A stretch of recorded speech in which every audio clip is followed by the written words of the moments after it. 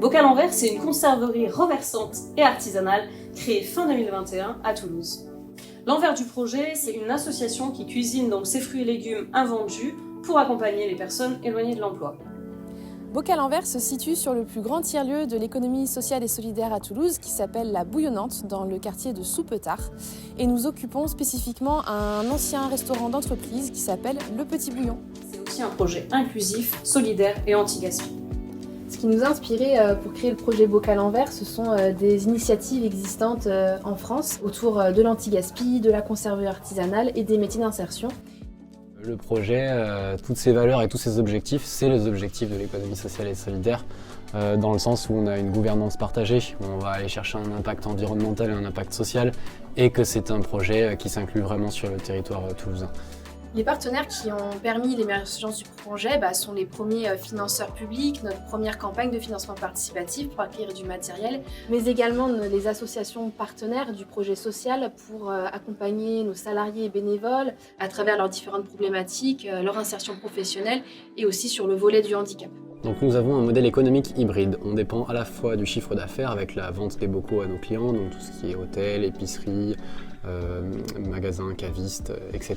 Et également des financements de financeurs de collectivités territoriales ou de financeurs privés qui nous permettent d'appuyer le projet social et d'investir dans du matériel. Donc nous produisons plein de types de bocaux différents puisque depuis le début nous avons dû faire avec les fruits et légumes qui nous sont donnés, qu'on ne connaît pas à l'avance, donc on a inventé un peu moins d'une centaine de recettes. Et c'est avec des confitures, des chutneys, des tartinables et la compote qui vient d'être lancée. Les matières premières des conserves viennent des supermarchés. Ce sont des invendus, des produits pas assez beaux pour être vendus ou abîmés. Et on utilise aussi des produits de maraîchers locaux en surplus ou déclassés pour faire nos conserves. Tout ça pour lutter contre le gaspillage alimentaire. Les bocaux sont produits par une équipe de salariés en insertion et de bénévoles.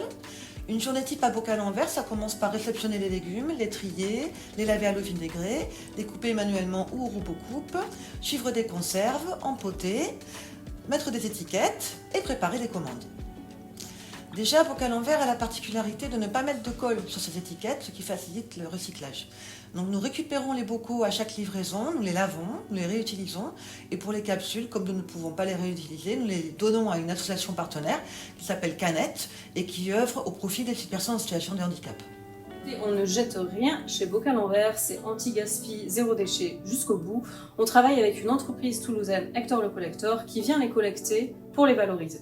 Les bocaux sont distribués en circuit court à Toulouse pour nous permettre de faire les livraisons en vélo cargo et de travailler avec des distributeurs tels que des épiceries ou des hôtels. Les avantages d'être une conserverie urbaine, ça permet vraiment d'être en proximité avec nos bénéficiaires mais aussi avec nos clients. La conserverie de Bocal en verre est inclusive car les tâches de conserverie sont accessibles à tous sans compétences préalables. Toutes les compétences peuvent s'acquérir sur place. Ensuite, nous pouvons faire travailler des personnes avec des degrés d'autonomie différents. Et pour les aider dans leurs tâches, nous adaptons leur poste à leur handicap et nous avons aussi rédigé toutes les recettes et toutes les consignes en facile à lire et à comprendre, c'est-à-dire une technique de rédaction accessible aux personnes en situation de handicap, mais aussi plus facile pour des personnes primo-arrivantes qui ne maîtrisent pas le langage.